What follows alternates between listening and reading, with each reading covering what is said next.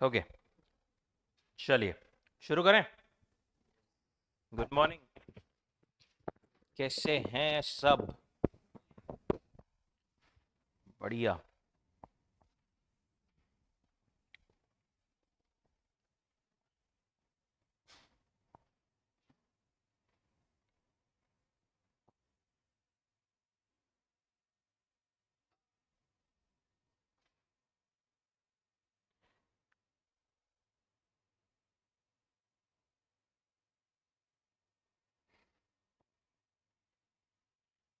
आज से नया चैप्टर स्टार्ट करने वाले हैं हम, बरोबर, जिसका थोड़ा सा इंट्रो पिछले लेक्चर में हमने ले लिया था। कौन सा चैप्टर था वो? मनी, पैसा। क्या देखा था हमने इंट्रोडक्शन में पिछले टाइम पे?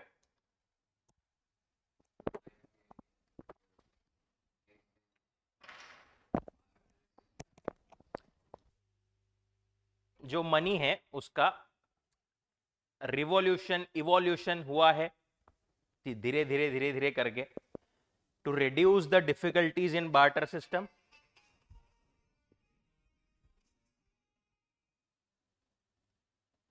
To reduce the difficulties in barter system. पहले जो कुछ देखिए, कोई भी चीज का नया इन्वेंशन कब होता है? जब पुरानी चीज में कोई तो दिक्कत है, ठीक है, कुछ तो भी हमारा जो पर्पस है वो सॉल्व नहीं हो पा रहा है, जो चीजें है वो नहीं हो पा रही है, इसीलिए जो है हमने कोई नई चीज इजाद की है। उसी तरीके से जो है डेवलपमेंट होते होते आया है मनी, ठीक है। मनी, मनी के पहले, ठीक है, पैसे के पहले, पैसे की लेन देन, आज तो सब चीजें पैसों से ही होती है, पैसों के बिना हम सोच भी नहीं सकते दुनिया के बारे में, ठीक है। अभी जब पैसे नहीं थे, शुरुआत से तो थे नहीं है पैसे, जब पैसे नहीं थे तब क्या मतलब कुछ लेना देना होता ही नहीं था क्या? कुछ होता तो होगा, बरोबर। फिर जब कैसे होता होगा बिना पैसों की चीजें का लेना देना, या फिर बाकी जो भी आप ट्रांजैक्शन बोलो, कैसे होते थे?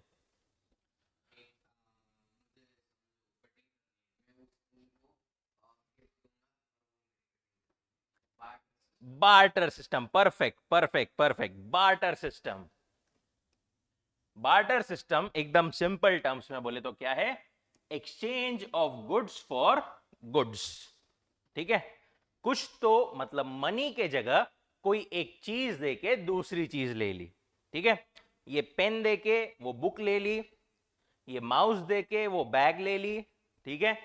ये कंप्यूटर देके, नहीं कंप्यूटर तो वो जमाने में था ही नहीं बोलना, ठीक है। ऐसा ही बेसिकली चीजों का लेन देन होता था। पर ये जो बार्टर सिस्टम था ना, जिसमें गुड्स के अगेंस्ट गुड्स या सर्विसेज जो भी बोलो अपन एक्सचेंज होती थी, इसमें बहुत सारी डिफिकल्टीज थी। पहले पहले तो शुरू हुआ, चलो ठीक है, थोड़ा बहुत हो रहा है, बट उसमें धीरे धीरे नहीं, क्या बहुत सारी डिफिकल्टीज आने लग गई। सबसे पहली difficulty, problem of double coincidence of wants.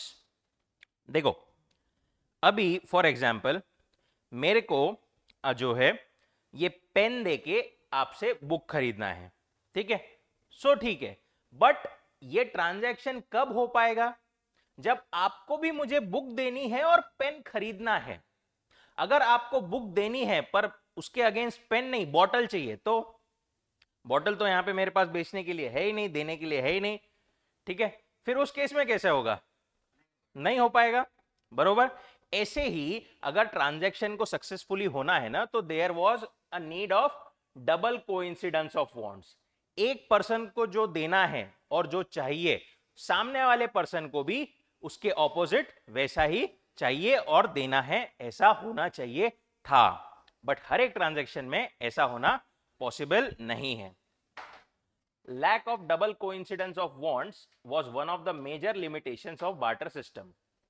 For instance, person A has cloth. A के पास में cloth है and he wants rice in exchange. उसके पास में कपड़ा है and उसको rice चाहिए. And person B has rice. अब person B जो है उसके पास में rice तो है, but he does not want cloth. In this case, exchange between A and B would not take place as their wants do not coincide with each other. Coincide मतलब overlap, मतलब जैसा सामने वाले की वैसा भी ऑपोजिट पर्सन की भी सेम करस्पॉन्डिंग रिक्वायरमेंट होनी चाहिए। एक तकलीफ। दूसरी, lack of common measure of value. ठीक है, अभी फॉर एग्जाम्पल अपन ने बात करी ये बैग की। ठीक है, बैग, अभी फॉर एग्जाम्पल एक बैग ने क्या है 2 किलो चावल के अगेंस्ट। ठीक है, अब मेरे को नहीं क्या 2 किलो नहीं 1 किलो ही चावल देना है, तो फिर बैग कैसे लूंगा मैं? आधा काट के लेंगे क्या? पॉसिबल नहीं है, बरोबर। While exchanging goods for goods, there was no standard unit of account to determine the value of the commodity. Example, it was difficult to compare 2 liters of milk with 2 kilograms of rice. Lack of common measure नहीं था। ठीक है, lack of common measure, वहां पर lack of common measure basically था, मतलब common measure एक अपने पास में नहीं था। मतलब ऐसा बोल दिया, फॉर एग्जाम्पल ये बैग जो है वो 2 किलो राइस के अगेंस्ट है। ठीक है, बट ये एक बैग 2 लीटर दूध के भी बराबर है क्या?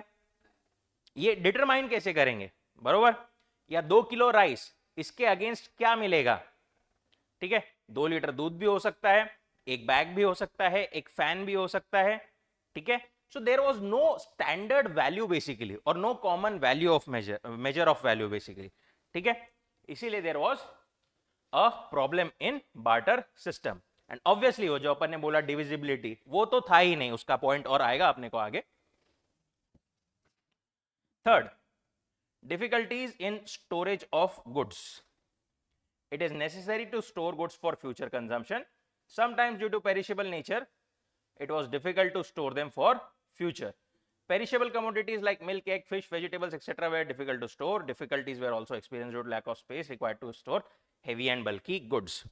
देखो, अब आज के ज़माने में हमारे पास में वेयर हाउस है, सब चीज़ें हैं, स्टोरेज फैसिलिटीज़ है, सब कुछ है, बट पहले के ज़माने में ये सब चीज़ें नहीं थी।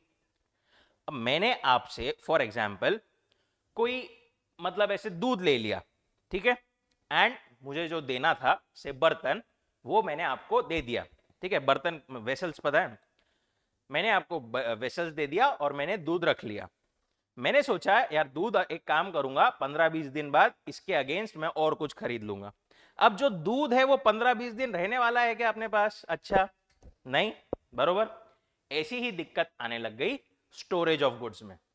जो भी गुड्स अपने पास में हैं उसकी मतलब अगर वो पेरिशेबल है, खराब होने वाले हैं, पेरिशेबल मतलब जो खराब होते हैं, जिनकी छोटी शेल्फ लाइफ, एक shelf life, definite shelf life होती है। ठीक है, जैसे दूध हो गया या खाने के आइटम हो गए, ठीक है, जो बने हुए हैं, उनको अपन एकदम लॉन्ग टाइम तक स्टोर नहीं कर सकते। इसीलिए वहां पर डिफिकल्टीज आने लग गई with respect to space, with respect to storage and space also. Storage तो ठीक है प्रॉब्लम था ही, स्पेस भी, मतलब बड़ी बड़ी चीजें अगर है तो उसको स्टोर कहां पे करें? पहले कुछ ऐसा वेयर हाउस, गोदाम वगैरह ये सब चीजें थोड़ी होती थी, बरोबर। उसको लेके रखे तो रखे कहां? फोर्थ पॉइंट जो अपन ने डिस्कस किया था थोड़ा सा ऊपर, indivisibility of certain goods. In barter system, it was inconvenient to divide animals, house, etc. into small parts. So it was difficult to fix proportion of one commodity in exchange for another commodity. एक घर के against 2 kilo सोना, ठीक है, ऐसा बोला अपन ने, एक घर के अगेंस्ट 2 किलो सोना। अब अगर सामने वाले को 1 किलो सोना ही चाहिए तो अपन उससे आधा घर ले सकते क्या? नहीं ले सकते। सिमिलरली जहां पर लाइव स्टॉक, ठीक है, एनिमल्स जैसे इन्वॉल्व होते थे, एक एनिमल के जगह 1 लीटर दूध फॉर एग्जाम्पल, ठीक है, 1 लीटर बहुत कम हो गया बोलना, बट एक एनिमल के जगह ऐसा कुछ, अपने को सामने वाले दूध या उसका सिर्फ हाफ क्वांटिटी चाहिए, तो अब एनिमल को तो हाफ नहीं कर सकते ऑब्वियसली, बरोबर। वहां पर दिक्कत आने लग गई डिविजिबिलिटी की, बिकॉज सर्टेन गुड्स जैसे कि घर हो गया, एनिमल्स हो गए, ये सब चीजें इनडिविजिबल थी। ठीक है, अपन इसको प्रोपोर्शन में या आधा ऐसा ये सब नहीं ले सकते थे। So it was difficult to fix proportion of one commodity in exchange for another. Example, A has a sack of wheat and he wants a goat in exchange. A को क्या करना है? A के पास में क्या है? सैक ऑफ व्हीट, उसके पास में गेहूं का बोरा है एक, और उसको बदले में कौन क्या चाहिए? बकरी. Individual B has goat and he only wants half of sack of wheat. अब उसको सामने वाला बी जो पर्सन है उसके पास में बकरी तो है, वो देने के लिए तैयार है, बट रिटर्न में उसको जो है सिर्फ आधा बोरा जो है गेहूं चाहिए. तो आधी गोट ऑब्वियसली नहीं दे सकते, यहां पे मतलब एक बोरे के अगेंस्ट एक गोट. ठीक है, तो हाफ अगर बोरा चाहिए तो हाफ गोट थोड़ी दे पाएंगे ना, तो ऐसे केस में ट्रांजैक्शन नहीं हो पाएगा. In this situation exchange between the two commodities is impossible due to indivisible nature of goat for it being a livestock. Then problem of making deferred payment. ये लोन deferred payment मतलब क्या? Basically from point of view of loan. Deferred payments means payments to be made in future. Repayment of loan was difficult due to exchange of commodities. Liability. Deferred payment मतलब basically क्या होता है कि जो future में कुछ हमको पे करना है. ठीक है, जैसे कि लोन हो गया, अभी हमने लोन लिया और बाद में पे करना है. ठीक है, अभी फॉर एग्जांपल किसी पर्सन ने, ए ने बी से लोन लिया 3 किलो गेहूं. ठीक है, 3 किलो गेहूं के उसमें उसने लोन ले लिया. ठीक है, पैसे तो था नहीं, 3 किलो गेहूं मैंने लोन ले लिया. अब ऐसा है कि मैं 1 साल बाद जो है वो रीपे करूंगा. अब भरोसा है क्या वो 1 साल बाद वो गेहूं वैसा ही अच्छा एकदम बरोबर रहेगा? नहीं है. सिमिलरली लाइफ स्टॉक के केस में मैंने कोई एनिमल लोन पे ले लिया, हो सकता है 3-4 साल बाद वो रहे ना रहे, बरोबर. तो यहां पर फ्यूचर में जो पेमेंट करनी है हमको, जो डेफर्ड पेमेंट्स है हमारे, उसमें दिक्कत आने लग गई. ठीक है, क्योंकि कुछ चीजें अभी लिए अपन ने लोन पर, बट बाद में वो रहेगी वैसी रहेगी, रहेगी नहीं रहेगी, क्या रहेगी वो उसका भरोसा नहीं था. ठीक है, तो इसलिए वहां पर प्रॉब्लम काय की आने लग गई? Problem of making deferred payment. Example, it was difficult to repay the perishable goods in the same condition in future. Perishable goods जैसे खाने का भी हो गया, ये हो गया, मिल्क हो गया. ठीक है, मिल्क का अपन ने लोन लिया, 15 दिन बाद लौटा सकते क्या उसको? नहीं लौटा सकते.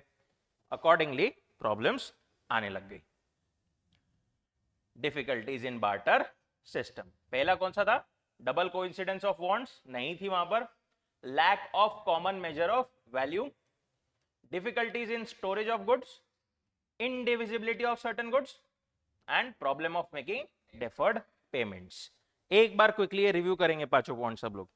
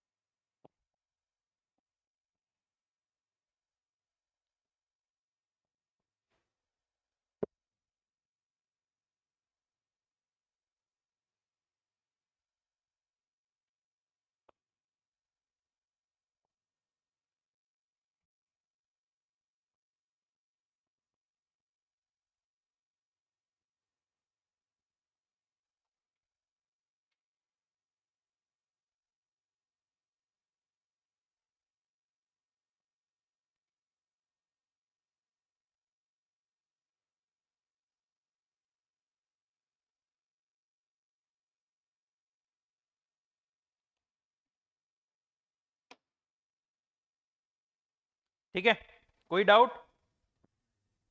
ओके. Definitions of money.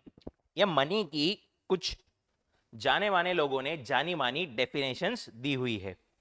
सबसे पहली प्रोफेसर क्राउथर. क्या बोलते हैं वो?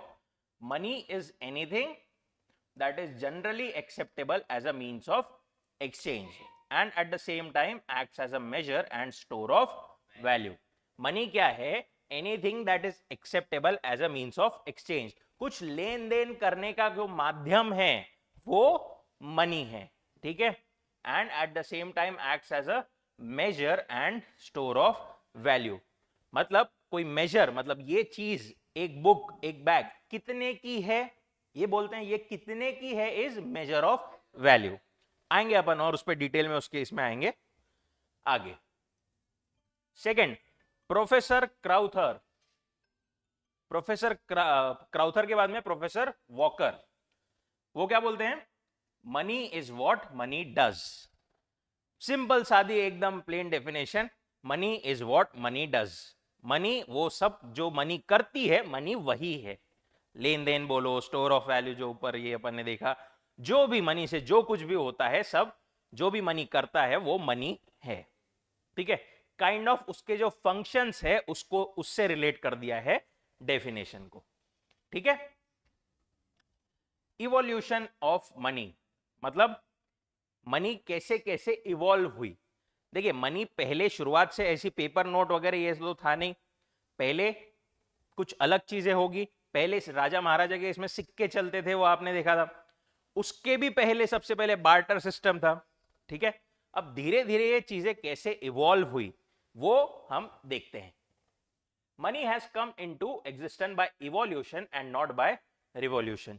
इसका मतलब रिवॉल्यूशन से एकदम से कुछ तो भी चेंज नहीं आया. ठीक है, एकदम से एकदम मतलब बार्टर से डायरेक्ट अपने पास में आज ये पेपर मनी वगैरह ये सब नहीं आया. धीरे धीरे उसमें चेंजेस होते गए, डेवलपमेंट्स होती गई, इवॉल्व होती गई वो, एंड आज जो फाइनल हमारे पास में मनी है वो आई. With passage of time, commodities which were used as money have changed depending on the need of time and development of civilization. Money used in modern times is as a result of many evolutionary changes that took place over a long period of time. Following are types of money which were very well explained, which very well explain the evolution of money. धीरे धीरे सबसे पहले animal money था, then commodity money आया, then metallic money आया, metallic coins आए, paper money आया, credit money आया, प्लास्टिक मनी आया, एंड इलेक्ट्रॉनिक मनी फाइनली आया. सबसे पहली चीज, और मैंने एक और चीज, अपन ने ऊपर क्या देखे, कोई भी चीज का इवोल्यूशन क्यों होता है, कोई भी चीज मतलब नई क्यों आती है, क्योंकि पुराने में कुछ तो प्रॉब्लम है.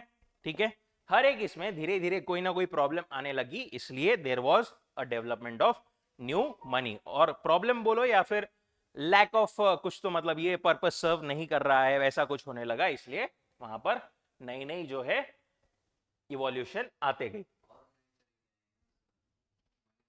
और नए तरीके के आएंगे.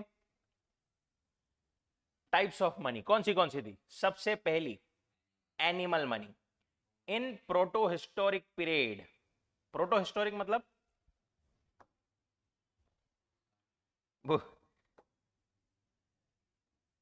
kind of what we can say, a period between written history and एकदम मतलब जो एकदम पहले का प्री हिस्ट्री टाइप था उसके बीच में का period. Pre history and return history के बीच में का पीरियड. प्री हिस्ट्री मतलब डायनासोर वगैरह जब थे, बरोबर, वो वाला टाइम. रिटर्न हिस्ट्री जहां से हमको मतलब पता है हिस्ट्री लास्ट लिखी गई है, इसके बीच में का जो पीरियड था काइंड ऑफ वहां से. हड़प्पन सिविलाइजेशन नाम सुना होगा, काइंड ऑफ उस टाइम से. In proto historic period animal money was used as a means of exchange. Example cow, sheep, goat etcetera. पहले उस जमाने में एनिमल मनी यूज होती थी, मतलब कोई भी चीज खरीदना बेचना हो तो किसके थ्रू होता था? पैसो, नोट या कॉइन. अभी जो है उसके बजाय क्या यूज होते थे? एनिमल यूज हो सकते थे. ठीक है, जैसे कि काउ, शीप, गोट एक्सेट्रा. अब इसमें प्रॉब्लम सबसे बड़ी क्या थी? एनिमल को अभी अपन ने देखा, क्या प्रॉब्लम थी सबसे बड़ी? हाँ बरोबर, आधा आधा नहीं दे सकते, इनडिविजिबिलिटी. ठीक है, वो गुड्स क्या है? इनडिविजिबिलिटी है. However, due to their indivisible nature, commodity money came into existence. क्योंकि वो indivisible वहां पे थे, वहां पर वो प्रॉब्लम आने लगा, इसीलिए then came the next evolution, which is commodity money. In olden days, commodities to be used as a money were dependent upon climatic condition and culture. Example: animal skin, grains, shells, feathers, tusk, salt, rare articles, stones were used as a medium of exchange. Animal नहीं, commodity, कोई एक चीज, कोई ऐसी, मतलब ये जो चीजों का एग्जाम्पल दिया हुआ है, जैसे एनिमल की स्किन हो गई, ग्रेन्स मतलब धान्य, ठीक है, गेहूं, बाजरा, जवारी, राइस, शेल्स, शेल्स मतलब, हाँ राइट, फेदर्स, पंख, इसका भी होता था क्या सर? बिल्कुल होता था पहले। टस्क, टस्क मतलब वो लंबा दांत नहीं होता हाथी का। सॉल्ट, रेयर आर्टिकल्स, कोई आर्टिकल्स है तो। पत्थर, पत्थर भी was treated as commodity and were used as medium of exchange. But इनमें प्रॉब्लम क्या आने लग गई? Due to the problem of storage of such commodities, metallic money came into existence. अब ये धान्य वगैरह इतना सारा अगर लेते ही जाएंगे तो उसको रखेंगे कहां पर? बरोबर, एनिमल स्किन बोलो, शेल्स बोलो, इनको कैसे, मतलब क्या करेंगे? ठीक है, प्लस इसमें अगेन वो कॉमन मेजर भी नहीं था वैल्यू का, कौन सी चीज कितने की, किसके लिए, बरोबर। इसीलिए उसके बाद में इजाद हुआ किस चीज का? Metallic money. Metallic money, metallic money क्या बोलता है? Metallic money used durable metals such as gold, silver, copper, aluminium, nickel, etc. However, scarcity of precious metals and lack of uniformity in metallic pieces gave rise to use of metallic coins. Metallic money use होने लग गई, जैसे कि silver, copper, aluminium, निकल, ये सब जो धातु है, मेटल्स है, इनके अगेंस्ट ट्रेड होने लगा।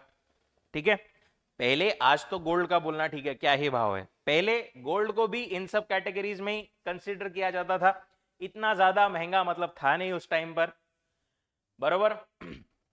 However, scarcity of precious metals and lack of uniformity, मतलब अब देखो, मेटल जो है हर पीस थोड़ा थोड़ा अलग रहता है, कोई जंग खाया हुआ कभी कुछ होता है, कोई थोड़ा इतना अच्छा क्वालिटी का नहीं होता है, बरोबर, एग्जैक्टली वो होता है। तो अब वहां पर वो दिक्कत आने लग गई कि भाई कोई मेटल का पीस या कोई मेटल की क्वालिटी अच्छी है, कोई मेटल खराब है, ठीक है। दूसरा, स्केर्सिटी, अब मेटल्स जो है वो लिमिटेड है, ठीक है। आज तो माइनिंग वाइनिंग बहुत है हमारे पास, उस टाइम पर इतनी ज्यादा ऑब्वियसली टेक्नोलॉजी नहीं थी कि कभी भी जितना मन चाहे निकालते ही जा रहे अंदर से अंदर, ऑब्वियसली अंदर भी लिमिटेशन है ना। तो वहां पर प्रॉब्लम आने लग गई स्केर्सिटी की, ठीक है, कि मतलब और अब है ही नहीं एक्सचेंज करने को मेटल्स, तो कहां से लाएंगे, ठीक है। एंड लैक ऑफ यूनिफॉर्मिटी, जैसा अपन ने देखा, ये दोनों प्रॉब्लम आने लग गई मेटेलिक मनी में। इसके लिए नया कॉन्सेप्ट आया, मेटेलिक कॉइन्स, ठीक है। एक बार पढ़ेंगे पहले सब लोग खुद से, मेटेलिक कॉइन्स।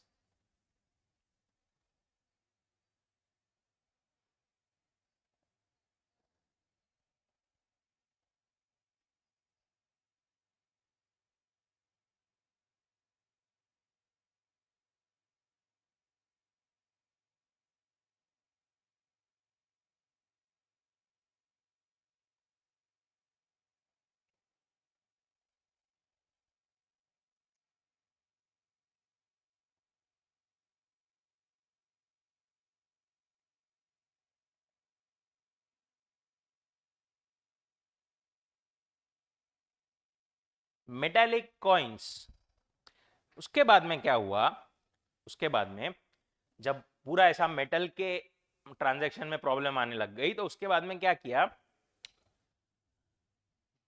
राजा महाराजा रहते थे, उन्होंने क्या किया, वो मेटल्स के नहीं किया, कॉइन्स बना दिए, ठीक है। ऐसी छोटी छोटी नानी म्हणतात ना अपन, वो कॉइन्स बना दिए, एंड उस पे एक डिस्टिंक्टिव कुछ तो भी सील लगा दिया, ठीक है।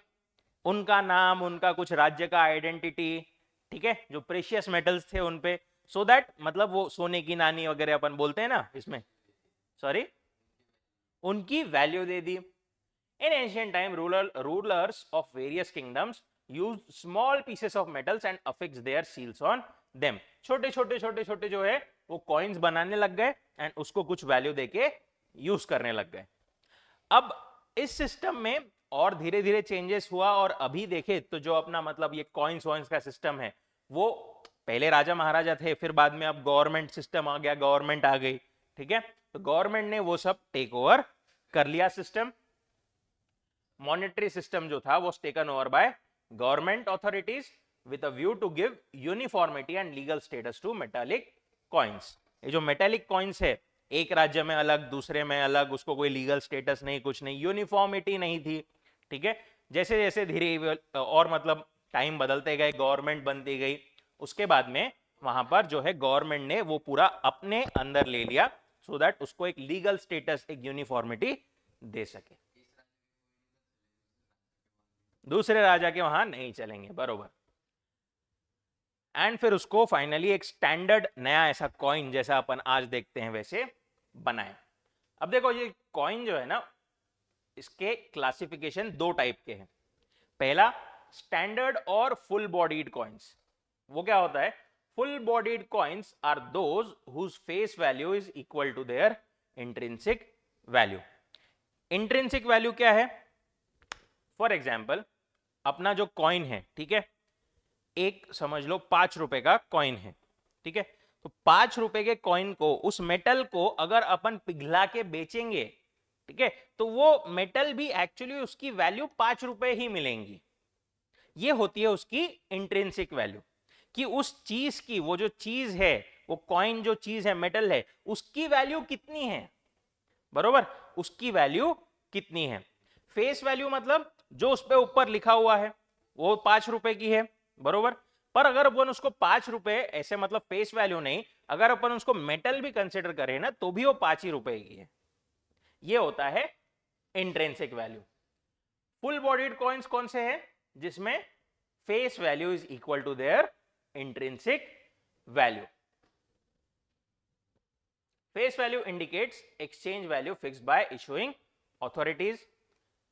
These coins are made out of precious metals like gold, silver, etc. Standard coins were used for some days during the British period. ठीक है, उस टाइम पर वो कुछ कॉइन्स बनाते थे, कोई मेटल्स के बनाते थे, कोई प्रेशियस मेटल्स के, फॉर एग्जांपल सिल्वर के बना दिए, चांदी गोल्ड के बना दिए, या और कोई मेटल के बना दिए। जितनी वो उसकी वैल्यू है ना, बराबर वो मेटल की, उतनी उस पर वैल्यू डाल देते थे, फेस वैल्यू, ठीक है। दैट वाज स्टैंडर्ड और फुल बॉडीड कॉइन्स। दूसरे होते हैं token coins. Token coins are those whose face value is higher than their intrinsic value, ठीक है। जैसे अपना 10 रुपए का कॉइन, 10 रुपए के कॉइन की वैल्यू अगर अपन वो मेटल को देखे तो शायद 10 रुपए ना निकले। एक और इंटरेस्टिंग चीज बताओ, आपने देखा होगा, अभी ऑब्जर्व किया होगा कि ये 1 रुपए का जो कॉइन है अपना, पहले थोड़ा बड़ा था, अब जो नए नए कॉइन है थोड़े छोटे और थोड़े पतले आने लग गए। क्यों है ऐसा? कहेगी मेटल की प्रॉब्लम। उसमें क्या हो गया था, वो जो 1 रुपए का कॉइन था ना, उसको बनाने के लिए गवर्नमेंट को 1.23 ऐसा कुछ तो भी रुपए लग रहे थे। मतलब 1 रुपए के सिक्के की वैल्यू 1 रुपए से ज्यादा हो जा रही थी, बरोबर।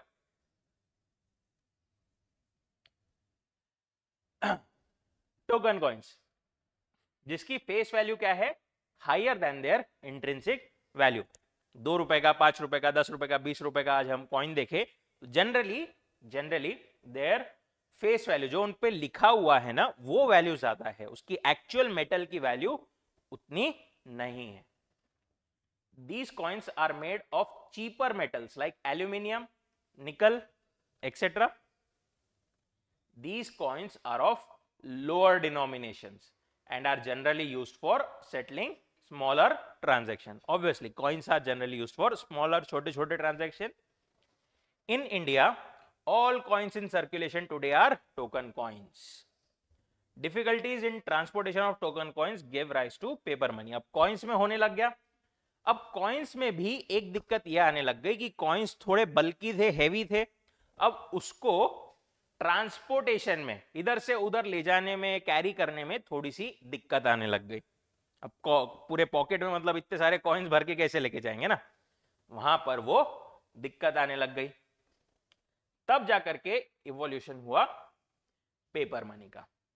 एक बार पढ़ेंगे पेपर मनी सब.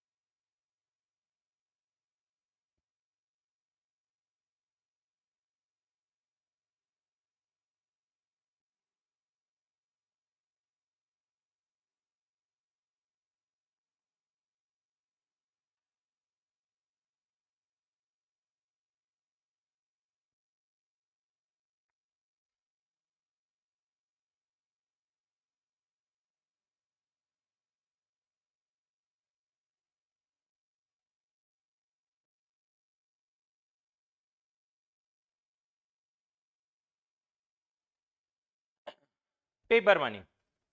Paper money was a substitute for metallic money.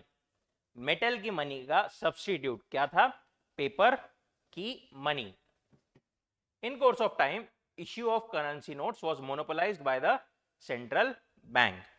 पहले अभी बताओ, जो करेंसी नोट्स है वो कोई भी बना के इश्यू कर सकता है क्या? नहीं.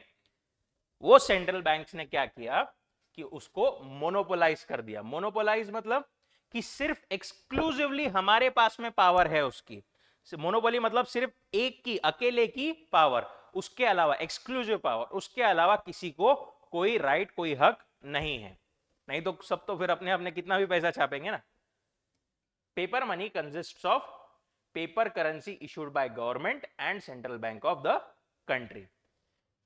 इंडिया की बात करें तो 1 rupee note and all coins, आजकल तो 1 रुपी नोट है ही नहीं बोलना, but all coins are issued by the government of India, and currency notes of higher denominations are issued by the central bank, that is Reserve Bank of India.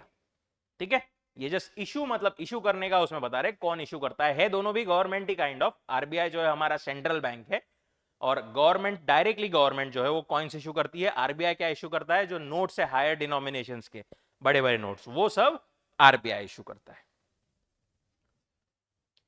Inconvenience in handling and risk of storing paper money give rise to bank money. अब paper money तो बढ़िया चीज है, अभी भी use हो ही रही है, बट उसमें भी आज क्या दिक्कत है? उसके स्टोरेज की.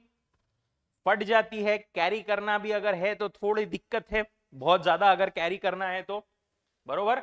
हैंडलिंग की उसकी रिस्क, थोड़ी सी गिल्ली हो गई, थोड़ा सा कुछ इधर उधर है तो फट जाएगी. Risk of storing paper money, ठीक है, पेपर मनी कभी भी मतलब रिस्क है उसको स्टोर करके रखने में. ठीक है, एक तो गलने फटने का, चोरी होने का, काय का भी बेसिकली रिस्क है. उन सभी रिस्क के वजह से there was a further development which was bank money और क्रेडिट मनी. अब ये बैंक मनी और credit money, then plastic money, electronic money, that we will cover in next lecture. यहां तक कोई डाउट? क्या देखा हमने? मनी. मनी में पहले सब चीजें बार्टर सिस्टम से होती थी. बार्टर सिस्टम में कुछ डिफिकल्टीज आने लग गई. बार्टर सिस्टम मतलब था क्या? Exchange of goods for goods. Difficulty क्या आने लग गई उसमें? पहला तो डबल कोइंसिडेंस, दूसरा lack of common measure of value, difficulty in storage, then indivisibility, divisible नहीं थे वो कुछ goods, then problem of making deferred payments. Future में अगर हमको कोई पेरिशेबल गुड्स को पे करना है तो वो पे करना पॉसिबल नहीं था। डेफिनेशंस ऑफ मनी क्राउथर ने एंड प्रोफेसर वॉकर ने दी हुई है। Then we saw evolution of money, कैसे कैसे मनी में इवोल्यूशन होते गया, नए नए टाइप्स। सबसे पहले क्या था? Animal money, then came commodity money, then metallic money, metallic money के बाद में metallic coins and metallic coins के बाद में पेपर मनी। ठीक है, अभी तक we covered till here. Okay, कोई डाउट, कोई दिक्कत यहां तक? ओके, चलिए then we will continue in next lecture. Thank you so much.